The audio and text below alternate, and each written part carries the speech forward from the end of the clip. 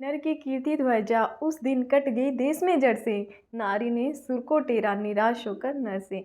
नमस्कार दोस्तों, आज हम चर्चा करेंगे ब्रदर सिस्टर की रिलेशनशिप पर, उनकी इम्पोर्टेंस पर, एक बहन भाई के प्यार पर, फर्ज पर, कर्तव्य पर।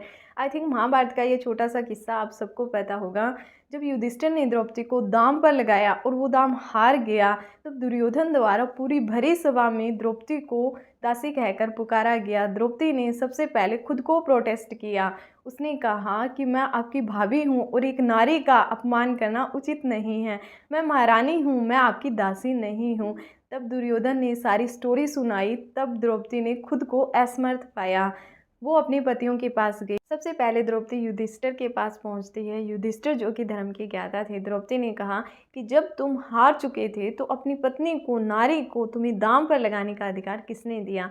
द्रौपदी ने कहा कि तुम धर्म के ज्ञाता हो, आज तुम्हारा धर्म कहाँ गया? तुम्हारी पत्नी को, एक नारी को पूरी भरी सभा में अपमानित किया जा रहा है, उसे लज्जित किया जा रहा है। आज तुम्हारा धर्म कहाँ गया? क्या आज वो धर्म का ज्ञाता अपनी पत्नी की रक्षा नहीं कर सकता?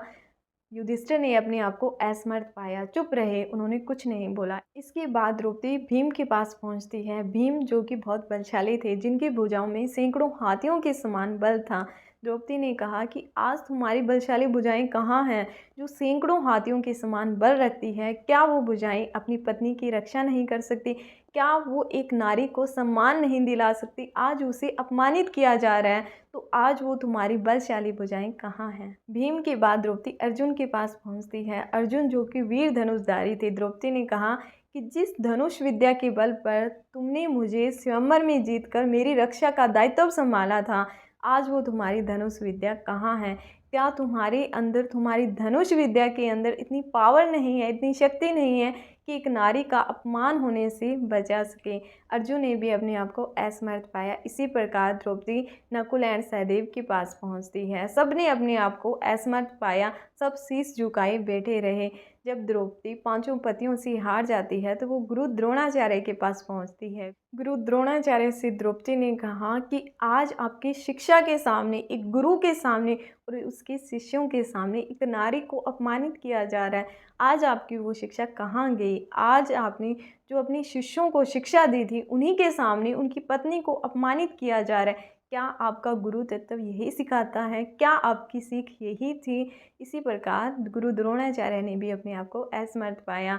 भीष्म पितामह, जिन्हें न्याय दंडधारी कहा जाता है, द्रौपदी ने भीष्म पितामह से कहा कि ये कहाँ का न्याय है, एक खेल में एक नारी को दाम पर लगाना? मान लो युधिष्ठिर ने मुझे दाम पर लगाया, वो दाम हार गए, मैं दासी हूँ, तो एक दासी की, एक नारी की अस्मिता को ठेस पहुँचाने का अधिकार किसने दिया?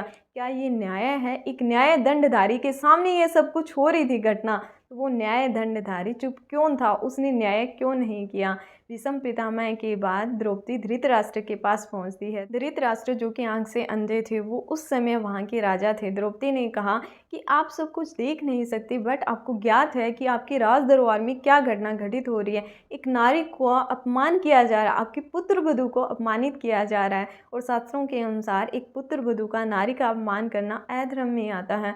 तो आप सब अधर्म का हिस्सा बने क्यों जा रही हो? आपकी मानसिकता को आज क्या हो गया? क्या आज आप मानसिक रूप से भी अंधे हो गए? धृतराष्ट्र भी कुछ नहीं बोले, वो भी शीश झुकाए बैठे रहे। तब इन सब से हार कर एक ज्ञानी से, गुरु से, वीर से, न्याय दंडधारी से, धनुषधारी से, बलवान से, इन सभी ज्ञाता, धर्म के ज्ञाता, नॉलेजेबल पर्सन से, सबसे हार कर जब अपने आप को असमर्थ पाती है, असहाय पाती है, तो वो अपने भाई को पुकार लगाती है अपनी रक्षा की।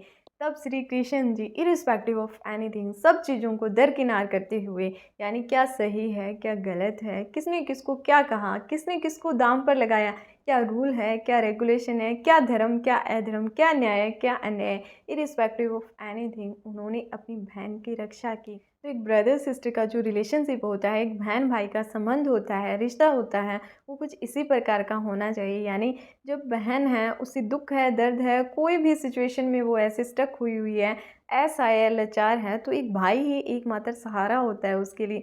बिकॉज जब वो अपने पति से हार जाती है, अपनी रिलेटिव नो सबसे हार जाती हैं, तो आप ही वो एक व्यक्ति हो, भाई एक व्यक्ति ऐसा होता है जो उसे कंधा देता है। जैसे द्रौपदी को श्री कृष्ण जी ने कंधा दिया था, उसकी रक्षा की थी, तो आपने वैसा ही करना है। आपकी बहन आपको पुकार कर रही है चाहे न कर रही है, आपने उसकी इमोशन को समझना है, उसकी सिचुएशन को समझकर उसकी हेल्प करनी है।